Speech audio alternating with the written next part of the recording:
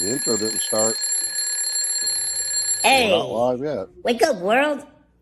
It's time for a little bit of coffee. Little bit of coffee, a little bit of fun. Kicking off the day, everybody come. Perk up your ears, hear the latest buzz. Grab your mug, join the morning fuss.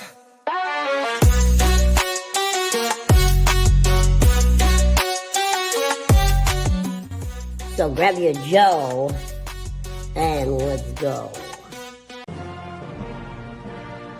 I pledge allegiance to the flag of the United States of America and to the republic which it stands, one nation, under God, indivisible, and liberty and justice for all.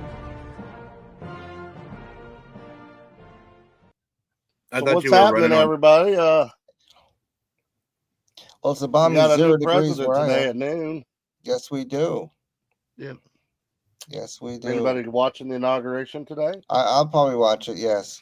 I'm definitely gonna be watching that. That's gonna be one of those moments. It's a So those of you that have never watched our show this week, so let's go around and introduce ourselves. Sure. I am POD, the primary host. A little bit of call. Mr. Phoenix, wave your hand at everyone. This is Mr. Phoenix. Oh, he's the only tall guy within our program, over 5 foot tall. Yeah. Yeah, you're JD Hitchcock. And then we also have Mr. DJ Pappy. Hey, everybody. Yeah. Today we got a heck of a show. I wanted to talk about, the world of transition today. President Trump office today. And, the last couple elections just did, as you all have seen, we've gotten to be such a divided community. And I obviously don't want to talk the political and policy and all that kind of side, which side anyone's on, but I'm kind of really hoping out of this one, man, some of that starts getting laid to rest. Your guys' thoughts? I think anybody still with me? I think it's going to be good. I'm here. I think it's going to be good change. I don't know if it's going to be good change, but change is always good. I think we've, had some great things happen in the last few years. Yeah. Yeah, I'm just buckled up, ready for the ride. Yeah. Well, I'm just wondering where President Trump is going to go with things. He's jumping. Well, he's jumping in with both feet. And Biden and Kamala are not very happy about this whole thing. They're really throwing a monkey in the wrench. They're doing as many things as they can possible while they're still in office. A monkey in the wrench. You're talking about all this chaos and everything. Have you guys seen who our guest is today that'll be joining us later on? With Mad Man Pondo. Heard the circuit many years ago together. I'm very excited for you guys to meet him because like when you watch his matches or you see the things over the years he's done, you get this image like you do anyway of what they would be like in person. And totally opposite of what you would think he would be. One of my closest friends introduced me to him, and when I met him, I can't lie, I'd watched a few of his matches. I was kind of freaked out by him a little bit, but then he ended up being a very, very close friend to me, and I'm so excited about having him on the show today. I do a lot of the tormenting within our group, as you guys know, and our guest today being Pondo, he is definitely one that has gotten over on me many, many times over the year and got me on a couple practical jokes that I'm quite sure he'll be sharing. So, anything else new in this last week your guys' lives happened? No, I'm pretty good. Everything going. Really still getting cold in Florida. Oh, yeah. Yeah, I'm not looking forward to that, Mr. Phoenix, because I'm coming to Florida in a few weeks, and I want it to be warm. Yeah, that's not happening. It's warmer than it is here. It's balmy 0 where I am, so 19 degrees. I think it was last time it was we had a blizzard was 98 or something like that. It was probably 15, 16 degrees. No. Pretty frigid. Yeah, I don't like that. I like, I get cold because heat rises. Well, You for know those that. of you that heard us talking a moment ago, we were talking about our little buddy Vinny, one of the co-hosts. Yes. I wanted to make sure we brought everybody can remember who he is. But Vinny is a great friend of ours. He's been in the hospital for some time with the pneumonia. He is back conscious, alert. Probably even watching the show. Right there he is. Right. He was even hoping to be well enough to be able to attend today's show. He'd shared with me the other day, but well, didn't make it. Yeah. He'll be with us here very shortly again, I'm sure. I'm not a good keep feeling him in for your him. thoughts. Yeah. You I'm what? not a good feeling for him because normally I'm supposed to be picking on you and telling you you're talking too much and talking about your forehead and all that good stuff. Well, I'm glad you're not doing that, so I'm very much appreciative I get a break from it. Everybody, sponsors, if you would like to, we're trying to rent POD's forehead to advertise on his billboard. Where's that at? My God, listen, I think we should just go into the Maverick spot. Hear what old I just saw him pulling in, and so he's in the studio. So tell you what, I'm gonna go to a commercial break. When we come back, Pappy, what are you and Maverick gonna be discussing with us this week, man? We're going to be talking a little bit about Landman. Landman. Yes. So that's Billy Bob Thornton. Billy Say Bob something about Thornton. a show called Horizon or something. Horizon, also. Yes. I remember him going to be his primary topic this week. Yeah. So. All right. So with that said, let's go to a quick commercial break and we'll be back in just a minute.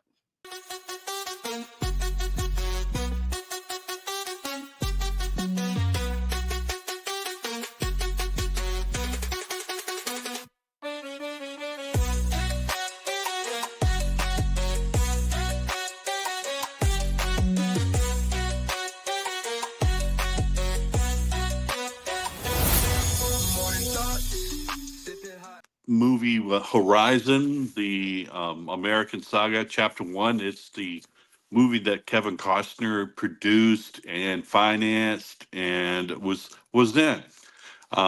It came out late last summer. I'm telling you, I found it very, very, very good. The only thing I would say that it didn't do well at the theater, because it's it clocks in around 3 hours and 2 minutes, so it's fairly long, but it's a really great movie. Look, he wants it's supposed to be like 4 chapters.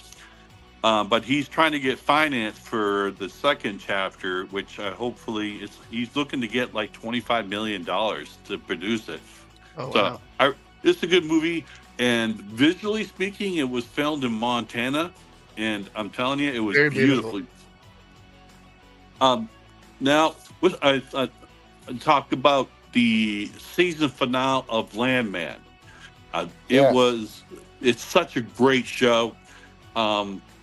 It was very great. I would say the storyline with because I don't want to ruin it for people who haven't watched it yet, but it's definitely going to change the arc of where Billy Bob Thornton's character is going to be doing. Okay. But there's a lot that it's one thing I've read up on different types of websites.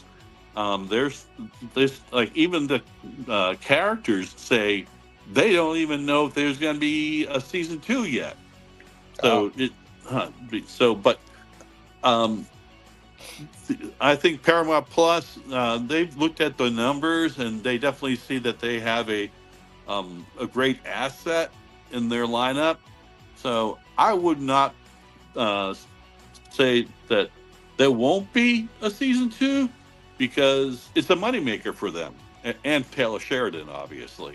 Sure. Yeah.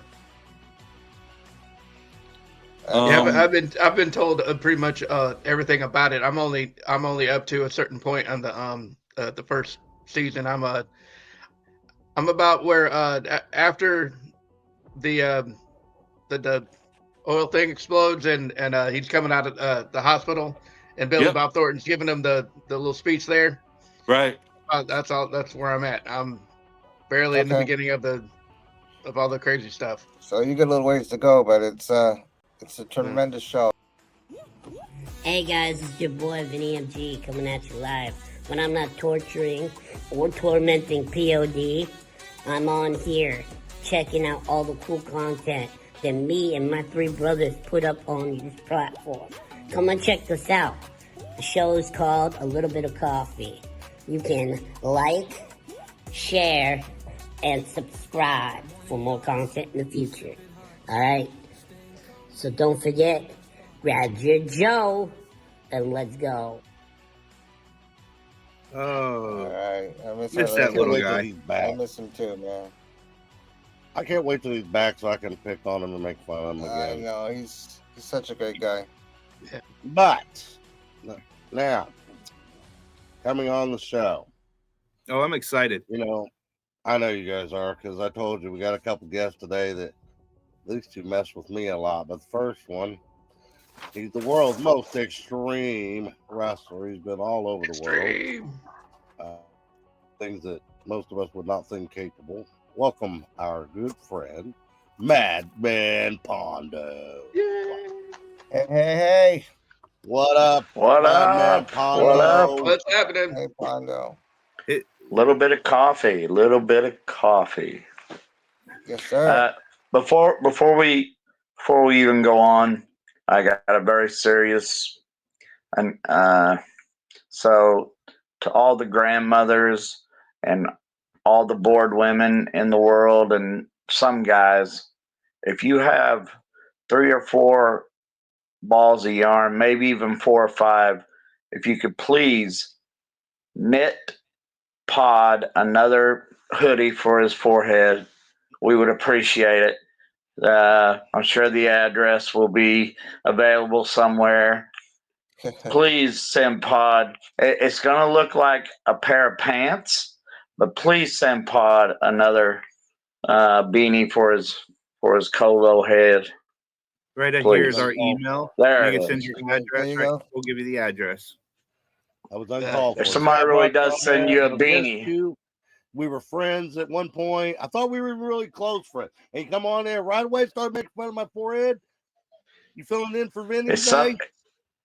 If somebody really sends you a beanie, you better be honest about it and tell me about it. I'm gonna wear it with a sticker or something that says Pondo just for you that week. If There you somebody go. sends me a beanie, I'm gonna wear it. I'm gonna put a sticker or something on that says Pondo just for you. So I'm in Japan, but today is the day Trump takes office. Is that what you guys were saying? Yes. Yep. Today's inauguration day. I am going to be honest. I have never voted a day in my life, and I know that gets a lot of hate from people. But think of how many times I haven't messed up in life by not voting. Think about that a minute. The term how many times you have messed up in life, man, you could go on and on just from there, you know. I could go on and on. And I only catch glimpse of things on, like, I am not political at all, and I'm even surprised that I'm talking about this now. But only Facebook is how I figure out political things. And before, when Trump was president, my Facebook was just full of Trump, Trump, Trump, Trump, Trump. And then Biden gets president, and it's not as many times as Trump, but like Biden would pass the door that he was supposed to be entering, or he would fall up steps. I don't know how you fall up steps going to the airplanes, More than once. So more than once, yeah. And when you're done with your speech and you start looking around the room for somebody to direct you where you go, there's a problem there. Now, am I political? No. Even if I was political, you would never know it. That way, nobody could hate me for my political views. I don't put nothing on Facebook. You guys are Trump haters or Trump likers? Actually, I don't. I used to discuss it all the time, but just for the exact reason you just said, I listen to both sides. I do too. I won't be dishonest. I lean more conservative. But when you were saying like you get haters, I have a couple Democrat friends of mine that lean more to the left, and we made a point to be able to get along. I mean, we'll sit there and say this ain't worth no friendship. You know what I mean? I have a high school friend that she's strong left, and when we get in our discussions, we actually joke around about it and we make it a good time. I mean, our views are definitely totally night and day difference, but well, it's not worth our friendship. You know, I hear you. Pondo was telling us yesterday when we were visiting how he was leaning to the left and to the right, and something was getting ready to be thrown at him. Well, that's part of today's discussion, the career of Mad Man Pondo. But before we get started, I want to take a quick break, just a quick one, and when we come back, I got another friend of Mad Man Pondo's that's going to join the show, and much as I'm going to hate saying this, yeah, he's going to torment me too. No doubt in my mind, he probably got more stories than Pondo does. So I doubt that. We'll be back. I'll make up some if I have to. I know.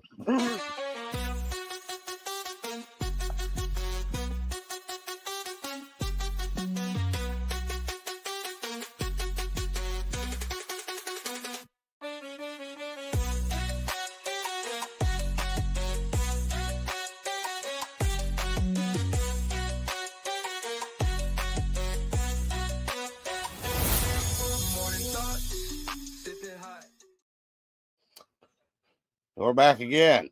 Hey. You know, Pondo, I wanted to surprise you today. You know, I loved the other day when you and I got to catch up because me and you had even discussed we only get to hang out about once every couple of years and really visit and catch up. And when you and I was visiting the other day, we were reminiscing on some of the old funny stories. Obviously, there's two people that are in both of our lives that have in that hanging with the fellas title that I have for this show. And I'm going to invite them both to the stage. Just a little surprise to you. One of our very best friends, Ace. What up, Ace? Hey, what's up, guys? Probably my all-time favorite opponent. One of my also best friends and your best friends, Tio. All right. What up, fellas? Right, what up, Tio? Oh, he was in. He's out. Oh, he's in. I was still tormenting him because I know he's going to me. Yeah, what dude. Up, Tio? Nothing. Where'd Pod get that inner tube to put on his head? That's right. That's right. It was. It looks like Ace has got like his room is full of smoke. Yeah, probably just a dirty camera. Good point. That is probably true. You know, Ace, a minute ago, they was like, Maverick's coming. So I'm thinking there's a Tom Cruise lookalike, and I got a Chris Kringle lookalike. Hey,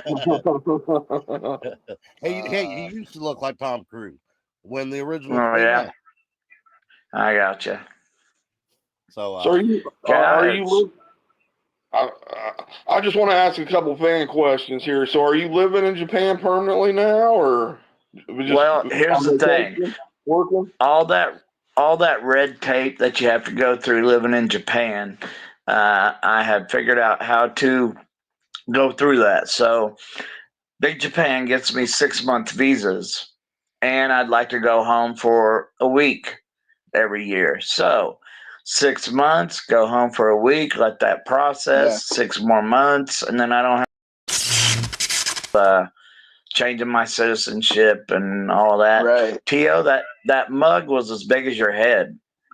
Hey, man, I got to down some coffee. Well, it's probably just super close.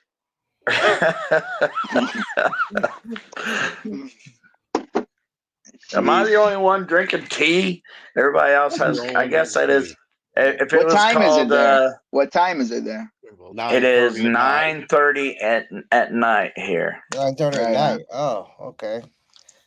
It's got to be quite a lifestyle living in Japan. You know, here's the thing about Japan. I don't know if you guys saw my Facebook. People ask me all the time, "What's Japan like?" You can go to McDonald's. You can, or as soon as you walk in the door, they're going "Ishimashi" and calling you over, which means please let me wait on you. Yeah. They're smiling while they're taking your order. Once you give them their order, they run to go get it. They run it back, and when you open your sandwich, it looks like the picture up on the thing. Oh, That's Japan. They That take is Japan. they take pride in just everything. being kind, man. They work hard. They take pride in That's whatever they're it. doing. And there's barely any trash cans. Like if you're walking down the street and you want to throw something away, there's really no trash cans. But there's no trash on the streets either. They're really, I mean, Conscious. that's all I can say. You know, I mean, like Japan is not America. All right. Now, do I love America? I love America, but you can find trash all over America's streets. But people, there's anywhere you go out on the street, people are a-holes, man. Just not nice people. Right. So let's get into your career a little bit. Let's do it.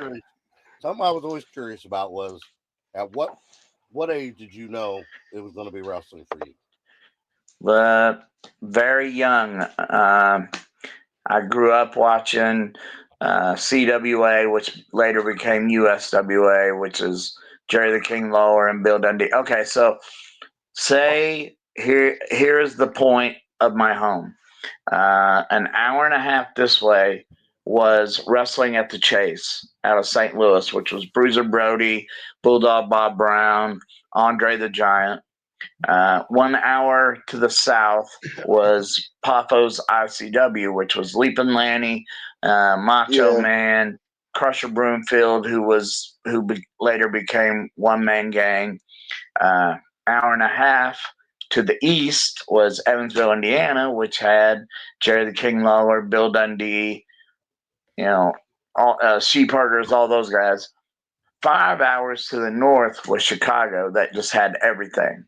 Had WCW, WWE, WWF at the time, AWA, World Class, and I wasn't doing real good in school.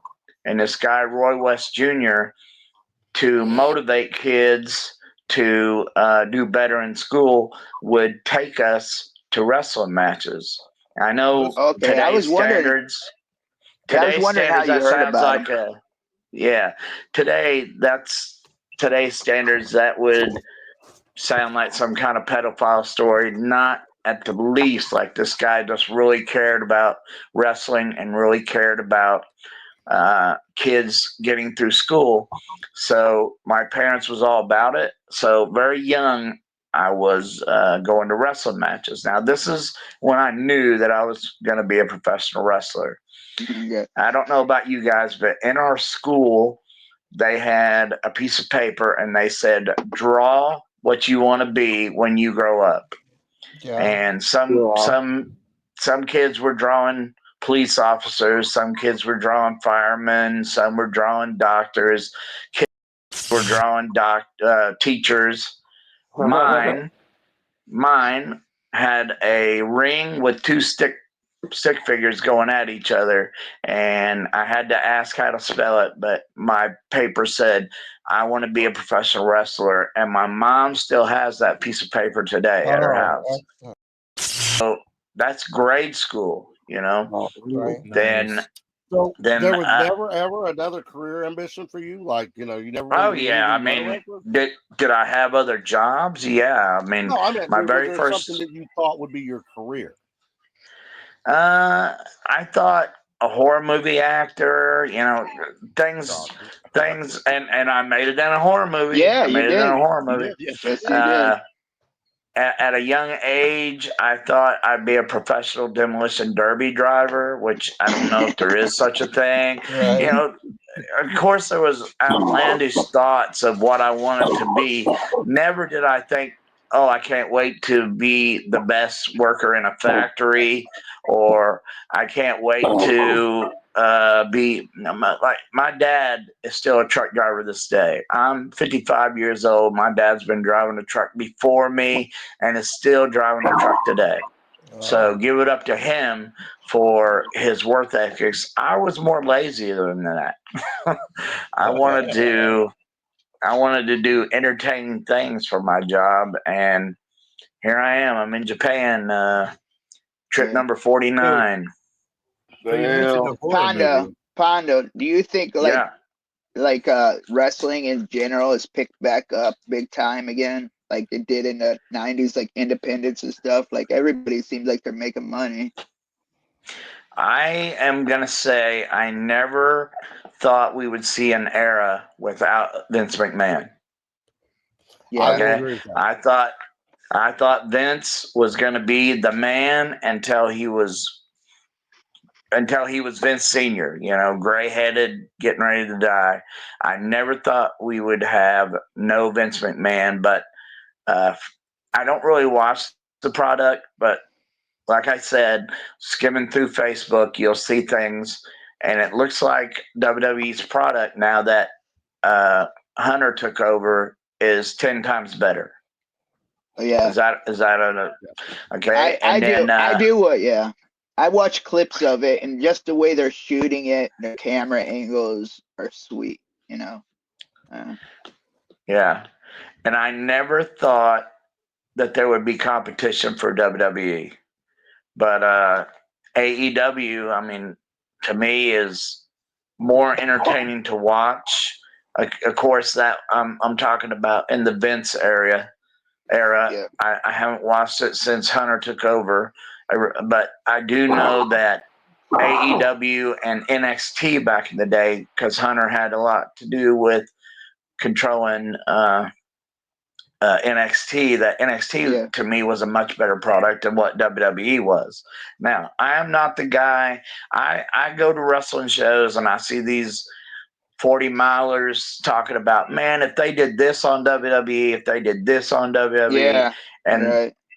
I hate that. I'm not being that guy. All I'm saying is, from what I hear, WWE is a much better product than what it was when Vince had it. And of course, Tony Khan, he might be going broke someday, but I also hear that AEW is really stepping things up as well. Yeah. So when did you get into the hardcore stuff? Like, what was that decision? When did that? How far in your wrestling career did that come in? Do you guys remember tape trading? I know Ace does. Yeah. Yeah. Okay. So I know you guys were big into it. Yeah, I was a big tape trader back in the day, and I had 3 guys who would get the Japanese stuff, and of course I was asking for Bruiser Brody stuff, Stan Hansen stuff, and one day they slid in a Wing videotape, and that's what it said on the little sticker on the front, W*ING Wing, and I thought. And you know what? I didn't even watch it for the longest time because I had no idea what a Wing promotion would be. And then I was very bored and was looking for videotapes that I could record other matches on. And I picked up that Wing videotape, and I almost put a piece of tape over the tab where I could record over it. I know you guys all know what I'm talking about. Exactly. Yeah. But I heard about it. I never did it. Illegal trading. Yeah, but I thought to myself, you know what? Before I record this, I should at least see what this is. And I was blown away about what I saw. It was a compilation of Masanaga versus Mr. Pogo, and they're catching each other on fire and they're hitting each other with barbed wire bats and using sickles on each other's heads. So this was also at the time. Do you guys remember WWE was doing pay-per-views every Sunday called In Your House? Yes. Yes. Yeah. Okay. Now, the main event was always very entertaining, but leading up to the main event was always like watching the same matches that you could see on TV. Do you guys agree with that? Yeah. So me and about 11 friends would rent the pay-per-views at my house, and I would notice how all my friends, we would order a pizza and we were eating pizza and talking to each other instead of watching the pay-per-view. We always watched the main event, but Yeah. we never really watched the rest of the pay-per-view. And then after the pay-per-view got done, this is before the word deathmatch even got created, all my friends would say, "Hey, Pondo, put in one of those bloody tapes." And I'd put one in, and the whole room would just be focused in on the TV. There was no eating pizza. There was no conversations. There was oohs and ahs about what we were all seeing. And I told myself, you know what? I can do this. This is what I Yeah. can do. So from that day on, that's when I decided I'm going to do death matches. And in America, there was 2 guys at ECW that did them, and then one of those guys from ECW left. I found them. So in America, I was number 3 deathmatch worker Oh in yeah, the I world believe it. of America. 100%. Yeah. Yeah, I believe that 100%. Let's take a quick break, and we'll come back. I want to ask him about the scariest match you ever had.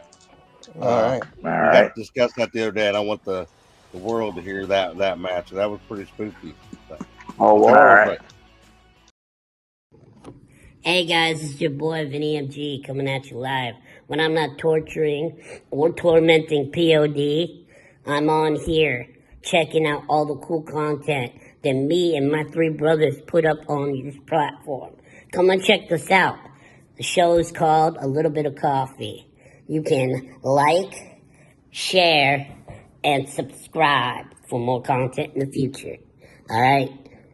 So don't forget, grab your Joe and let's go. I want to hear about this match again, but I want the world to hear about it too. So, where was the most hardcore match you ever had? Where was it located? Approximately when? It was in the Kmart building in Louisville, Kentucky. And this was when I was mutilating my body for the entertainment of others every Tuesday night in Louisville, Kentucky for 400 people. USWA was doing 150, so we were outdrawing them. And there was a big screen TV that somebody brought to the show and donated, and it's just sitting in the dressing room, and everybody's like, "So what can we do with that?" I was wrestling a guy named Tom Burton, Dirty White Boy Tom Burton, and I told him, powerbomb me inside the TV. All right. Now, like I said, the TV was sitting in the locker room unplugged. So I thought, okay, nothing could go wrong. Hadn't you said, and not to interrupt you, but hadn't you told me that TV had been sitting there several shows that you'd been to? No, but the person who brought it to that show talked about how it was just sitting in his garage for several weeks. Okay. So no way did I think what was going to happen would happen. So they lay the TV down in the middle of the ring. Tom Burton power bombs me into the TV, and the minute that I hit inside, there was electric still in the TV somehow. And it's electrocuting me on my right, and I would move to the left. It would electrocute me on my left, and I'd move to the right. Now, the next thing that's going to happen is Tom Burton's going to throw a bowling ball inside this TV. But he told me to keep my head all the way to the right. That way he could, hit it over here and just make a noise. Well, with all the shocking, I couldn't keep my head to the right. I'm like moving left and right and left and right, and so he doesn't know what's going on. So instead of throwing it at my head, he throws it at my stomach. But when it hits my stomach, it rolls up and it bashes me flush in the face. Like both my eyes and my nose all at the same time bash. So now I've got electric going all through my body, and my face is smashed, my nose is bleeding, I can feel my eyes getting bigger, and I just jumped straight out of the TV. I can't take it no more. Yeah, I'm getting electrocuted. I jumped straight out of the TV.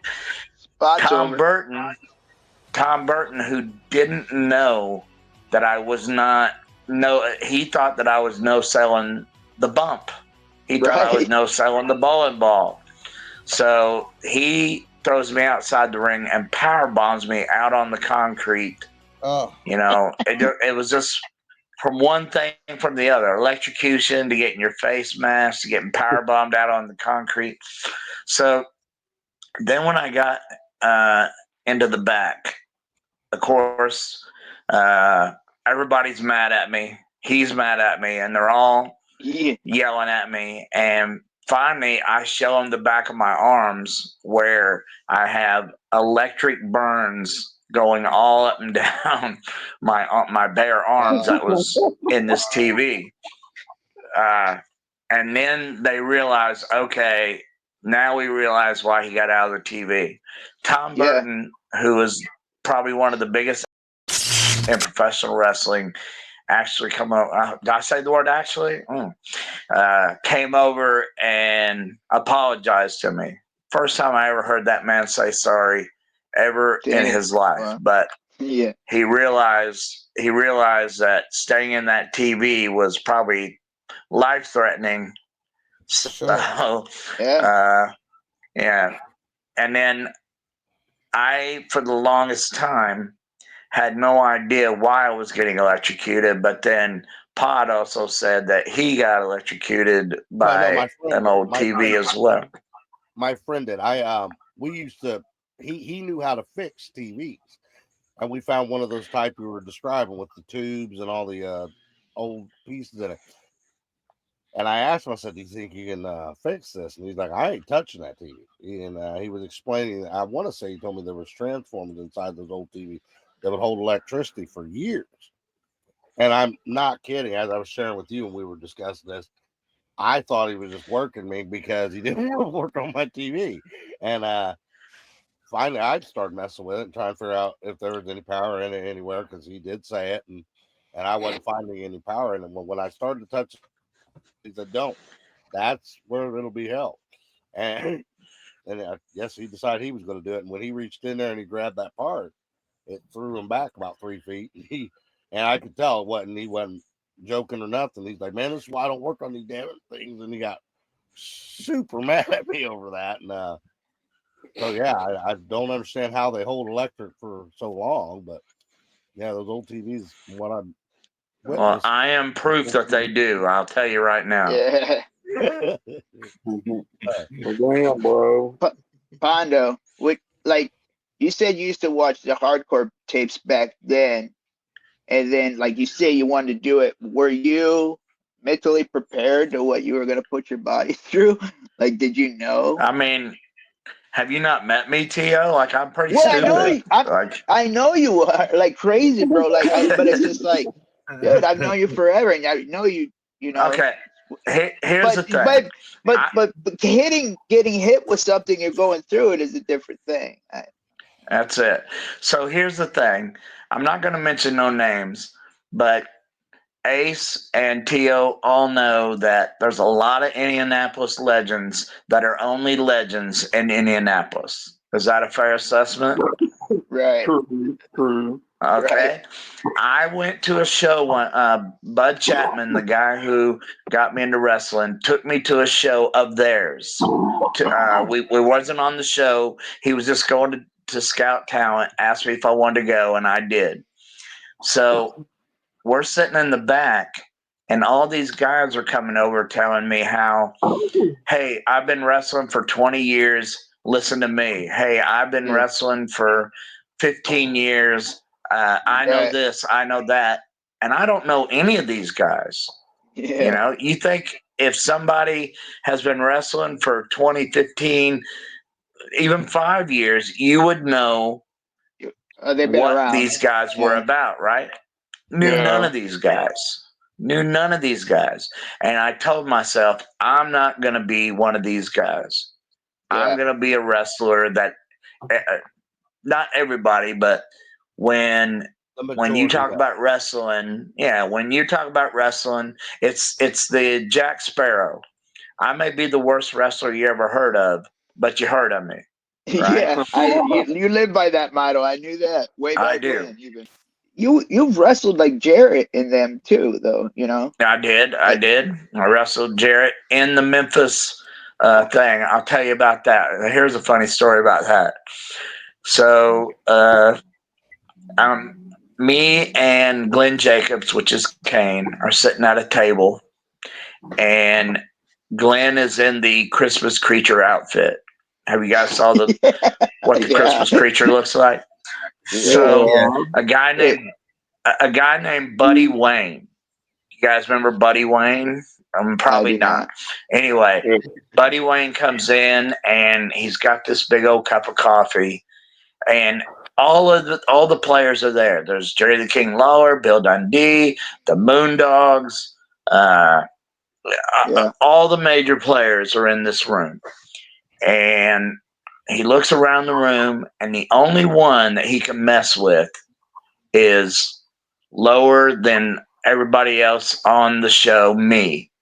Yeah. So I have a plastic elbow pad and a plastic knee pad on. He comes over here with that cup of coffee, and his tongue all constantly, right? And he's like, "Boy, what you gonna do with that elbow pad and that knee pad?" And I said, nothing. And he goes, "Well, what you got it on for?" And I said, "For a show." And he looked around the room and, made a big deal and says, "That's what's wrong with the business today. You kids all think that this is a show. If you treated this like a business, we'd still be making money, but you kids want to treat this like a show." And he turned around to walk out of the room, and I said, "Excuse me, Mr. Wayne?" And he turned around and I said, "Have you met the Christmas creature?" Yeah.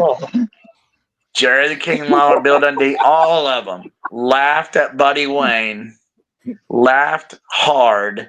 He left the room, and then by the time I got home, on my answer machine, Kevin Lawler was on there saying, "Yeah, we don't need you at the studio anymore." So my big mouth got me in trouble again, but here I am getting to tell that story to you guys today, so it was worth it. Right, absolutely. Absolutely. Real quick, you mentioned that you were in a horror movie. What was that? 2001 Maniacs with Robert Englund. So, right on. Yeah, I'm the blacksmith in that movie. Not one line, but if you look on the DVD cover, which Pod or somebody could probably search that out, which Pod is gone because his van, he's doing this from his van. He ran out of battery. He ran out of battery. He lost his Wi-Fi. His cat hit the cord or something in the van. I don't know. But it's called 2001 Maniacs, and I am just a glorified extra, but I'm all through the movie. You can play a drinking game. Every time you see me, you take a shot, and you'll be drunk as anything when you get done watching that movie. 2001 Maniacs. I've seen it. It's really good. It's for my first movie ever, it was like a lot of guys will do movies, and of course they're duds or something that you've never heard of. For my very first movie ever, Yeah, to have Robert Englund in it.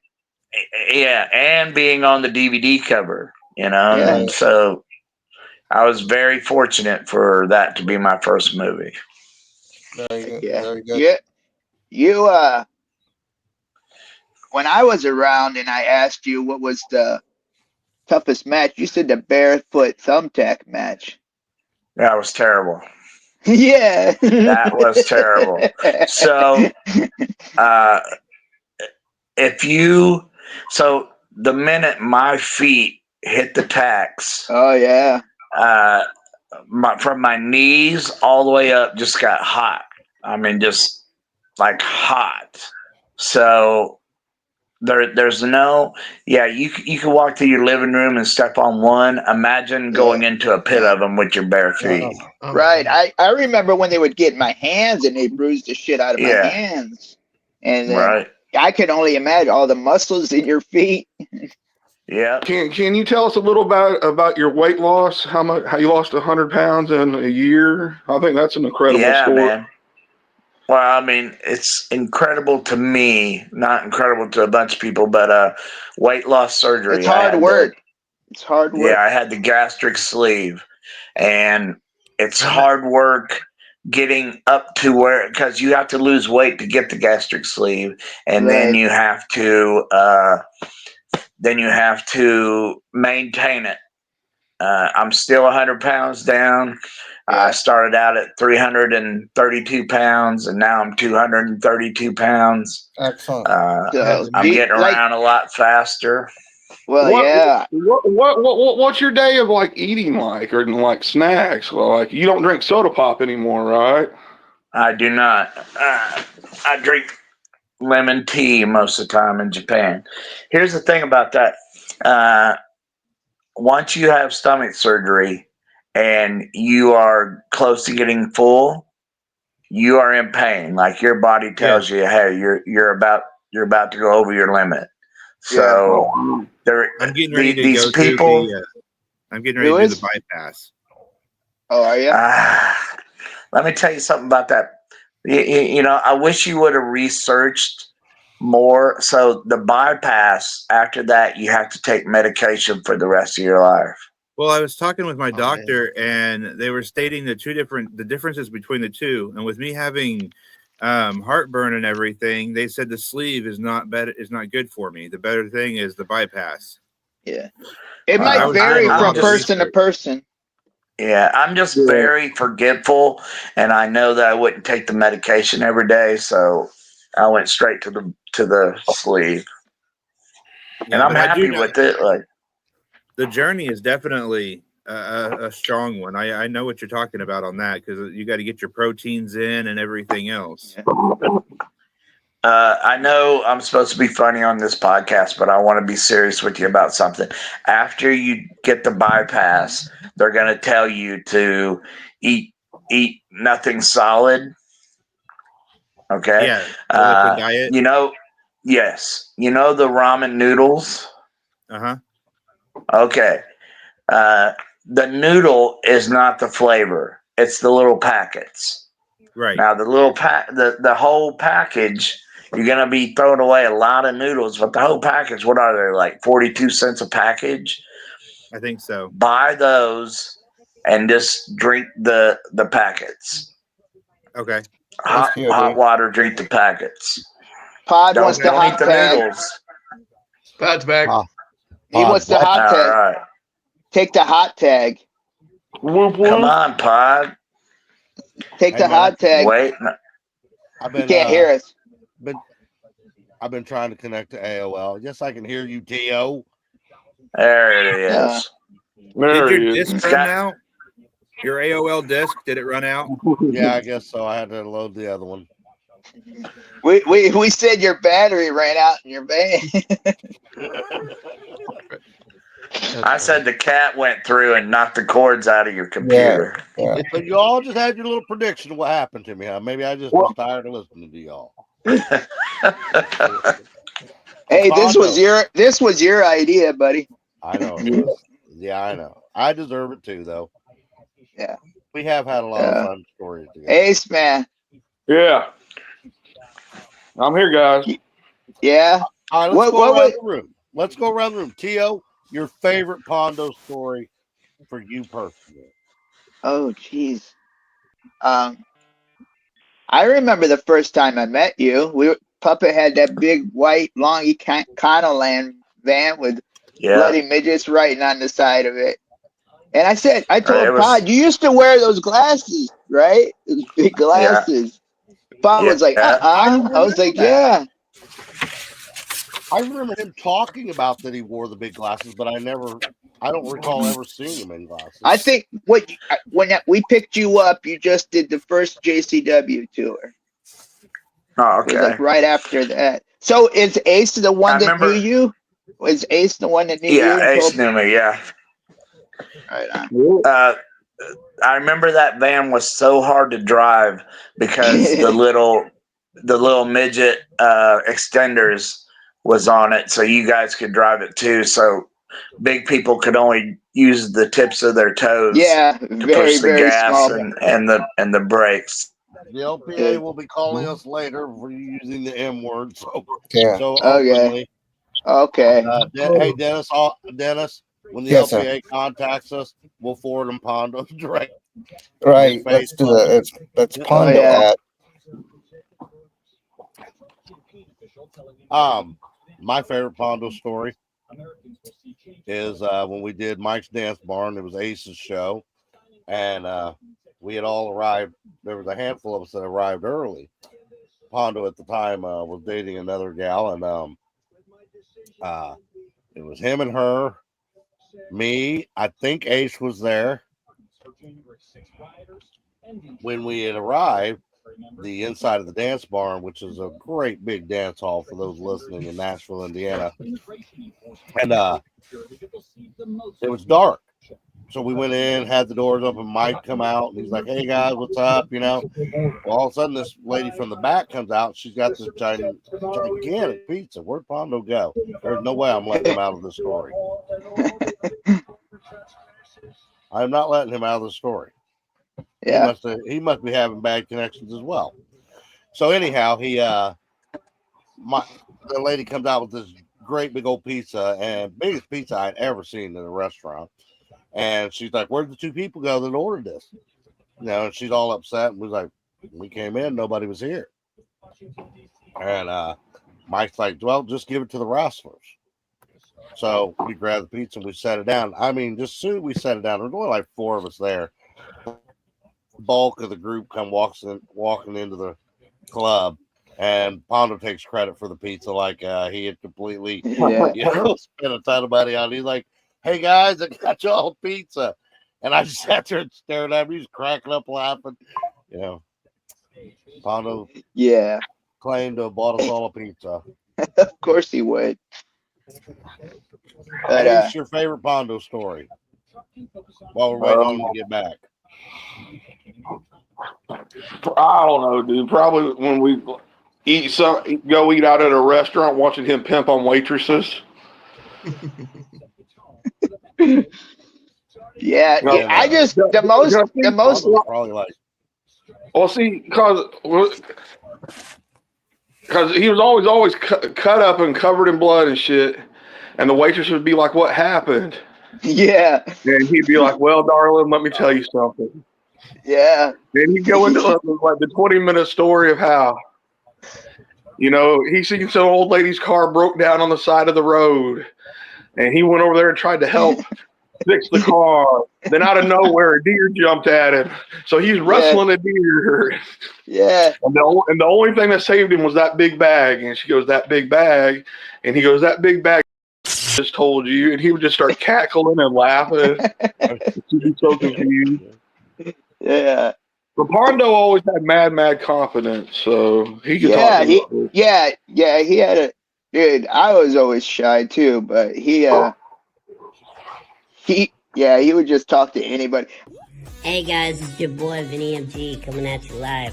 When I'm not torturing or tormenting POD, I'm on here checking out all the cool content that me and my 3 brothers put up on this platform. Come and check this out. The show is called A Little Bit of Coffee. You can like, share, and subscribe for more content in the future. Alright? So don't forget, grab your Joe and let's go. Tio, Yeah. you remember a couple years ago we had done a show over in Anderson for a guy named Aaron Goen? Yeah, bro. Aaron, man, I want to give them a big shout out. They want to come on board as sponsors, and I normally have a banner behind me with their logo on it, but it's not working out for me today. So, but man, are they a blast. I'm gonna go hang out with them sometime this week. Yeah. Tell the story of Puppet in the baby bottle. the cup. Baby bottle. And The the cup. baby bottle? Was it an Ox Harley? Gave Puppet gets so drunk, we give him a sippy cup. No, you didn't. Oh, that was me. No, Yes, no. I told you. You really So gave him a legit sip cup? We was wrestling for MRW, and I made people alcohol drinks. It was peach schnapps, and Sprite. And I made a few people their drinks, peach schnapps, orange juice, and Sprite. And I made a few people their drinks, and Puppet starts, he'd already had a few, so he starts getting a little angry and's like, what? Am I not worthy of a drink? You're not going to make me a drink? So I'm like, oh, yeah, I'll go make you a drink. So I went into the kitchen and I made him a drink in one of Mike Rogers' kids' sippy cups. And I brought it to him. And of course, the whole room laughed at him. So then he was like really mad, telling me all that. And I'm like, all right. So I went back into the kitchen. I grabbed the biggest cup that I could, filled it all the way up with peach schnapps, and put about this much Sprite in it. Oh my Now, gosh. thinking that What I are would you be doing? funny. You're feeding the gremlin more, bro. Thinking that I would be funny, but then when he took a drink, you could tell that he knew that I had done that to him, but he wasn't gonna. He was already angry. Yeah, so he wasn't gonna tap. Yeah, he wasn't gonna tap out. I'll show you. And next thing I knew, it was one of the worst experiences of my life with Puppet. It was. That's one way to put it. It was on after that. Because Pondo. Okay. Well, give us one last story, and then we're going to get out of here for the day. And thank you for joining us today. It was a lot of fun. Give us the last story. Well, give me a topic. Give me a topic. Oh, am I? Give me a topic. Any topic. Tell one funny story that comes to your head that involved me, Ace, and Tio. We were all together. So did you lie about? You guys might. Yes. What did you lie about? What? So you guys might think that Pod is just an ordinary podcast out of a van type of guy, but back in the day, there was he was doing a public speaking at a school, and there was some kids throwing rocks at a beehive, and I said tire yesterday, but I was wrong. They was throwing it at this beehive, and this beehive went down into a tree stump. And bees started going everywhere, and like the kids were in big time danger. So Pod, being the hero that he is, went over and sat down on that tree stump, keeping all the bees inside there instead of stinging all the kids. And that's why his is so big today, because he saved all those kids, and he took the blunt of the bee stings all over his ass. Yep. Yeah, what a hero. You remember? What a hero. You are such fibbers. What a hero. What a hero. So, Pondo, let me ask a question. Did some of them bees go up to his forehead? Yeah, 2 or 3 of them. Yeah, 2 or 3. Okay. Man, that explains a lot there, Pod. Rest in peace, But Puppet, huh? Rest in peace, Puppet. yeah, yes, sir. Pondo, you remember we used to do those X Fest shows? You remember? Yeah. Oh, yeah. Like I the remember rock and roll stuff. Remember I jumped you off that broke your truck. you broke your neck jumping off that truck. No, I didn't. I didn't break my neck. When I hit Necro, the table was too close, so my head went straight to the ground. Yeah. I don't remember nothing after that, but everybody says that I stood up. I didn't even pin Necro. I just walked to the back, and I'm like, all right, I'm ready to go. And thought you were gonna everybody's wrestle looking again? at me. No, I was ready to go home. And I start asking, and I'm there with a different girl, but I'm asking for, all right, where's Sherry? I'm ready to go. And they're like, you haven't been with Sherry for 10 years. And I'm like, oh, well, who am I with? And they said, you're with her. And I'm like, all right, you ready to go? Yeah. Like, my memory started coming back on the trip home, but yeah, I knocked myself loopy on that one. Yeah, definitely. Pondo, you were on a JCW tour, right? Yeah, I've been on every one of them except these ones that they're doing now. They're like killing it right now, and I'm in Japan, which, you know, what an excuse not to be on JCW tours. I'm touring Japan, so Yes. All right. What was it like at JCW?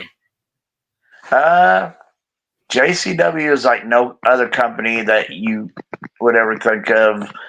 At any given moment, you can have a Ron Jeremy in your match. You can have a Vanilla Ice in your match. I've been with JCW. Well, first ICP did a show called Stranglemania Live. I was on that. And then their next show was called Hellfire. I was on that. And then I have done every gathering of the Juggalos, all 24. Nice. And all the JCW tours, like, yeah, I've been with them guys for a while now. That's awesome. Yeah, I met Willie Mack in Vegas. Oh yeah, he's a good dude. Yeah. Yeah, I met him in Vegas. Sabu's hanging out at the Nerd Bar in Vegas. Seen him. The Nerd Bar. Yeah. It's got all kinds of movie memorabilia, wrestling memorabilia. I'm a nerd. I would go Yeah. to that bar. Yeah, I know. It's a cool spot. Thank you, Pondo. Thank you, Tio. Thank you, Ace, for visiting today. Been a ton of fun. Guys. Catching up on old time. Man, let's do this again sometime in the future. Sure. Sounds great. As a closer for a life lesson, I think the most important thing I wanted everybody to get out of today was kind of along the lines of what the Navajo warrior last week, man. Follow the dreams. Don't ever let anybody tell you can't do it.